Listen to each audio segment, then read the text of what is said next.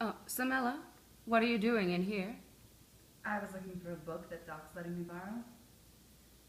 And I kind of found something else, too. By accident. Oh, Samela. You knew about this and you didn't say anything?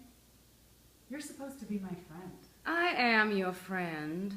Look, Doc only chose the upper-level students to participate. Is that supposed to make me feel better? Did you read this part? Biggers, perhaps the most talented student at present in the Arts Center. This is what people write to get folks interested in seeing the exhibit. It's not fair. He gets everything and he's Doc's favorite. Samela, it doesn't do you any good to be jealous. You're not going to paint a better mural because someone else fails. And your sculpture will not be considered less than ideal because someone else succeeds. You have got to stop worrying about what you don't have and look at what you can contribute. Look around you. There is so much this college doesn't have that you can create. You have to make the most of this opportunity and stay focused on your work. I'm trying. It's just hard sometimes. I know it is, but I need you to try harder. We have to get started on the African art exhibit, and I do not want this disappointment to hinder your progress. We? Yes, you're going to work on it with me. How is that supposed to make me feel better about being excluded?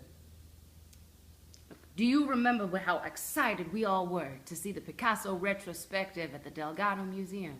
Yes, I'll never forget that day. I stood right in front of Guernica. It took up the entire wall. Picasso uses only 3 colors, blue, black, and white. Bodies are everywhere. People are either dead or dying or running away. Everything is fractured and broken. I had to catch my breath. Going to the museum that day made me want to be an artist even more. Well, now you can do that for someone else. Ah, I didn't think about it that way. Come, show me your self-portrait.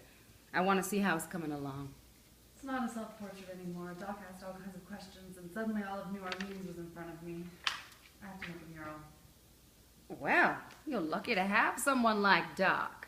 They didn't teach me how to make murals at Howard. Lord, it would have saved me so much embarrassment if they had. Why? What happened? No, during sophomore year, a local high school hired me to paint a mural on the dome of their ceiling. Now, if it had been a flat wall, maybe I could have figured it out. But a dome? No clue. Well, they caught on and eventually politely fired me. I want to do important things like that. No one ever gives me a chance. I don't know why you wanted me to come to Hampton. Because I knew you'd be able to be yourself here, and that your work would be appreciated. There is no greater gift than that. Now, where are you with your sculpture? Just getting started. Well, let me see your sketches. Miss Betty, the scribbles aren't my thing. What do you mean, scribbles? Well, that's what Doc calls them. We can't do anything until we've made our scribbles. Well, I don't know about scribbles, but sketches allow you to work through ideas. Maybe, but I create what I see. Well, we can't rely on the eyes alone. Look at this piece of crystal. What can you tell about the surface? It's clear, transparent. Good.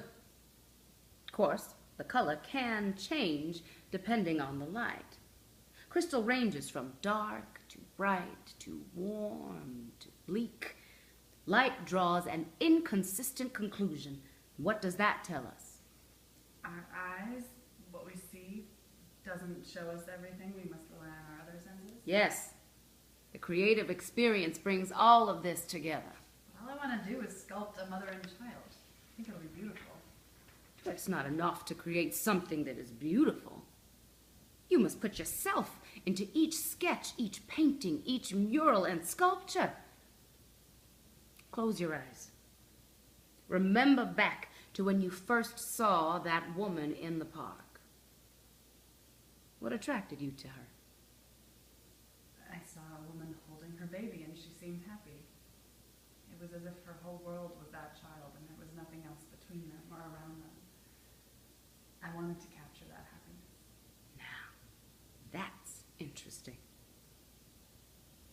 Are you missing this kind of happiness in your life? What? Miss Betty, I've gone to the park every day for a week. I've drawn hundreds of sketches with women with babies. I've even talked to them about what it's like to be mothers. But when was the last time you held a baby in your arms? When was the last time you rocked a crying, feverish toddler to sleep? I don't know. And how are you ever going to know how to create a sculpture of a mother and child? How can you know the softness of a child's skin or the firmness of a mother's grasp? Look here, put on this blindfold. As a sculptor, touch is the most important sense. By relying on touch, you create what you feel. Think about the mother and the child that you saw. What made you stay with her? Perhaps you miss your own mother? No, this is ridiculous. Who are you to tell me that I have no happiness in my life or that I miss my mother? Maybe I just want to create this sculpture because it'll be beautiful. We criticize artists who paint flowers and landscapes, but to someone who's never seen a mountain before or the ocean, that painting means something to them. Why isn't beauty enough? What you're describing is more than just beauty. You want to define a viewer's first experience. Why? What was it about that mother and child that made you want to spend hours recreating them? They both seemed loved. The mother seemed so completely filled with love. I've never felt that. That's it. That is why you must create this sculpture. But if you cover my eyes, I won't know what it looks like. Trust yourself. Remember what it felt like when you saw that woman and child in the park. Remember the joy and happiness. Remember the longing. Was it painful? Sad? I felt lonely, unseen.